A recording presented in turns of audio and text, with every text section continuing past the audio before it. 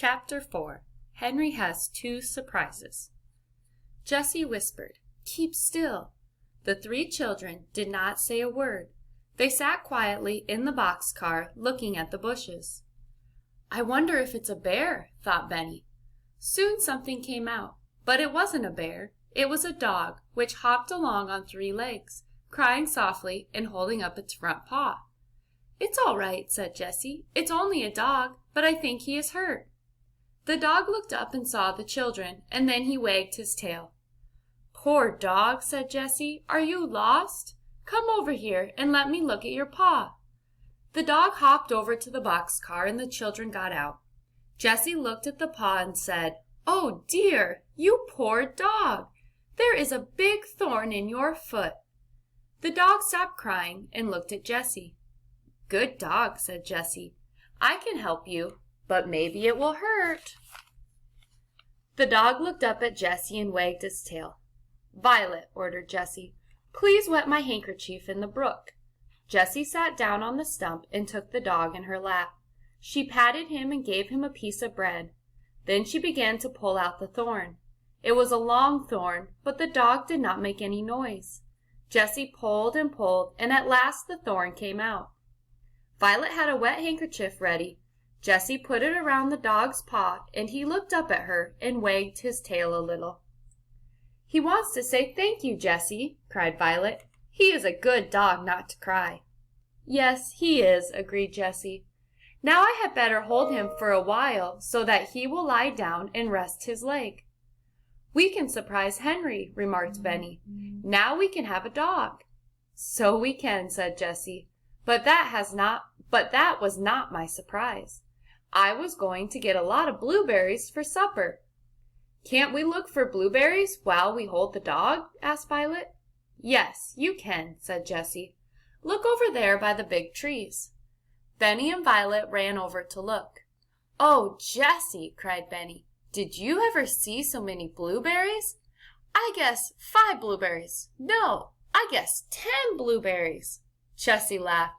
"I guess there are a lot more than 5 or 10, Benny," she said. "Get a clean towel and pick them into it." For a while, Jessie watched Benny and Violet picking blueberries. "Most of Benny's blueberries are going into his mouth," she thought with a laugh. "But maybe that's just as well. He won't get so hungry waiting for Henry to come back with the milk."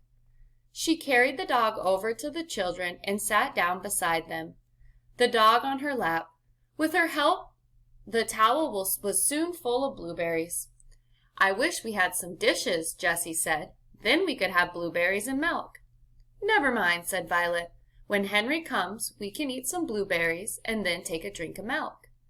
When Henry came, he had some heavy bundles.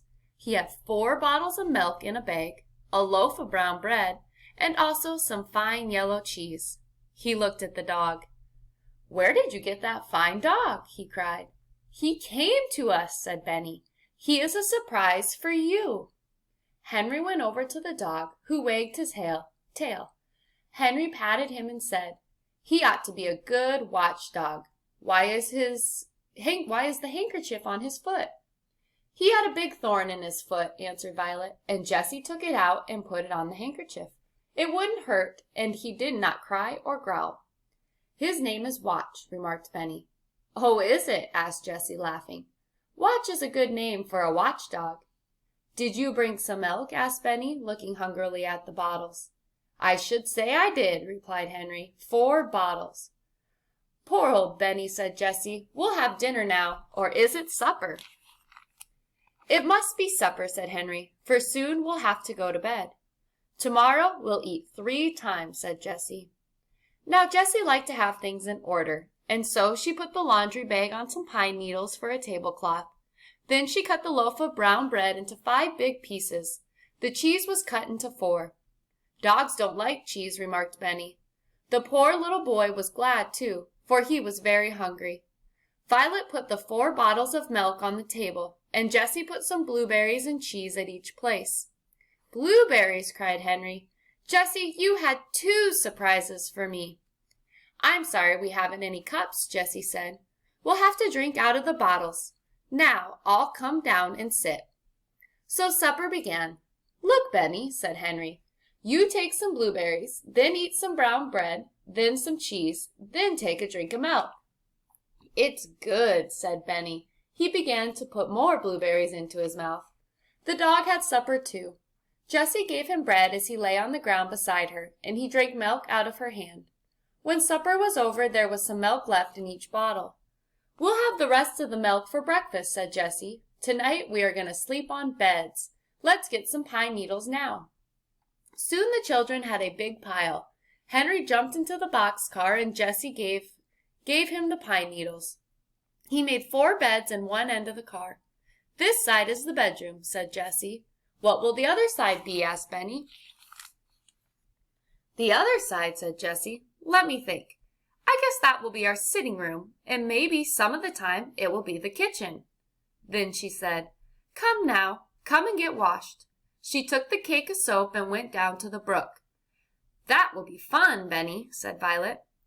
"We'll splash our paws in the brook just as little Brown Bear does." She knew that Benny did not like to be washed. The children were all very hot, and so they were glad to splash in the cold water. Benny put cold water and soap on his face with the others and dried his hands on a towel. "We'll have to have a line to dry the towels on," said Jessie. So she took the string out of the laundry bag and tied one end of it to the tree. The other end of the string she tied to the boxcar. This made a good clothesline. When she had washed one towel and Violet had washed the other, they hung both towels on the clothesline. "It looks like home," said Henry. "See the washing?" he laughed. Jessie was thinking. "We ought to get some water to drink before we go to bed," she said. "What shall we put it in?" "Let's put all the milk into 2 bottles," said Henry. "Then we can fill the other 2 with water." "Good," said Jessie. "You go alone to the fountain, Henry. You can hide if anyone comes along."